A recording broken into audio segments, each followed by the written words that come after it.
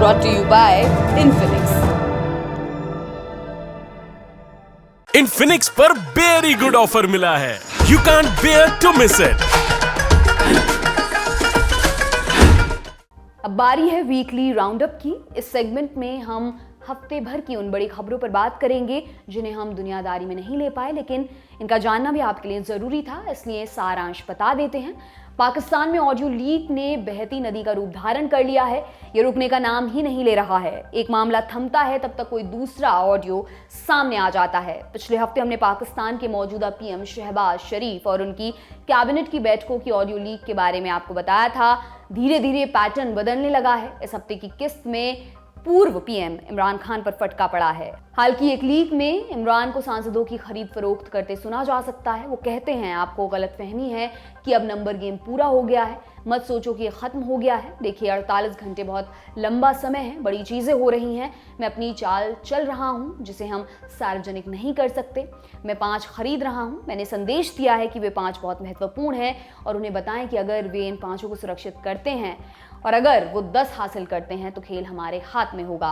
अभी तक किसी भी ऑडियो की सत्यता की पुष्टि नहीं हो सकी है, ना ही किसी से पूरी तरह इनकार ही हुआ है, यानी मामला अधर में लटका हुआ है। रिपोर्ट्स हैं कि हैकर्स के पास सैकड़ों घंटे का कंटेंट अभी रखा है। बहुत संभावना है कि अगले हफ्ते पलड़े का भार बदल सकता है।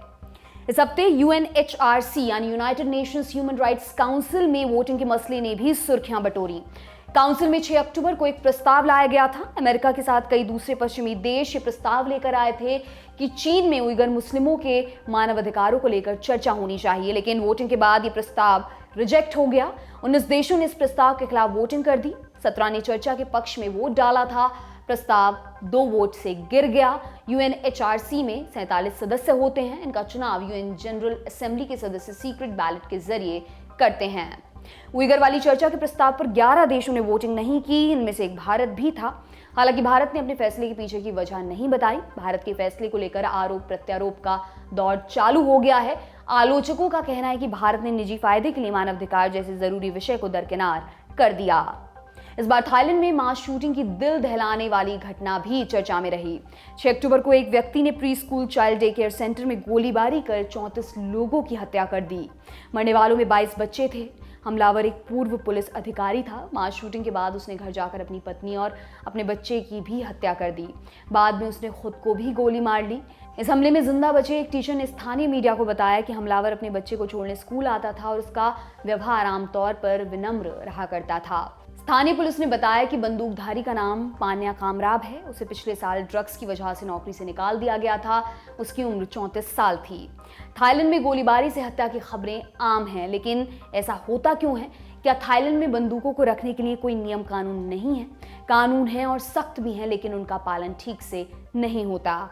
अगर आपके पास से अवैध बंदूक पकड़ी जाती है तो 10 साल तक की जेल और 44,000 रुपयों तक का जुर्माना है। आमतौर पर अवैध बंदूकें आस पड़ोस के देश जहां किसी तरह का संघर्ष चल रहा हो वहां से मंगवाई जाती हैं। 2017 के एक आंकड़े के मुताबिक थाईलैंड के लोगों के पास 1 करोड़ से भी ज्यादा बंदूकें थीं, जिनमें 40 लाख से ज्यादा अवैध थीं। थाईलैंड में अगर आपको बंदूक का लाइसेंस चाहिए तो उसके लिए भी एक कड़े प्रोसेस से गुजरना पड़ता है। इसके लिए आपकी उम्र कम से कम 20 वर्ष होनी लाजमी है। आपको बंदूक रखने का सही कारण बताना होगा। उसके बाद आपको बैकग्राउंड वेरिफिकेशन से गुजरना होगा, जहां आपकी क्रिमिनल हिस्ट्री वगैरह चेक की जाएगी। लेकिन इन सब के बावजूद भी कानून का पालन सही ढंग से नहीं हो पाता है। 6 अक्टूबर को हुई घटना थाईलैंड के इतिहास में सबसे बड़ी सामूहिक हत्याओं में से एक है। थाईलैंड के बाद बात करते हैं बुर्किना फासो की। बुर्किना फासो वेस्ट अफ्रीका में बसा एक छोटा सा देश है, जहां 8 महीने में दूसरा तख्ता पलट देखने को मिला। राष्ट्रपति का पद संभाल रहे lieutenant colonel Paul Henry Sandaogo Damiba को उनके पद से हटा दिया गया। वो भी कहां है इसकी जानकारी किसी को नहीं है। दिलचस्प ये कि दमीबा खुद तख्ता पलट के जरिए सत्ता में आए थे। अब उनके मातहत काम कर रहे कैप्टन इब्राहिम ने कुर्सी कब्जा ली है। उन्होंने कहा कि 2024 में चुनाव कराए जाएंगे। बुर्किना फासो 1960 के साल में आज़ाद हुआ था। तब से अब तक 8 बार तख्ता पलट की कोशिश हो चुकी है। अकेले 2022 में 2 बार तख्ता पलट सफल हो चुके हैं।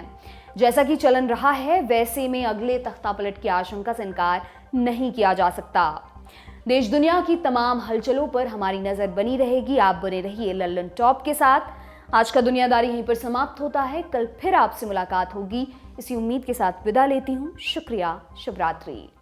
मिटाने खबरों का गैप रोज रात 8 बजे आएगा Lallan top show live on app. Download करें लल्लन टॉप ऐप।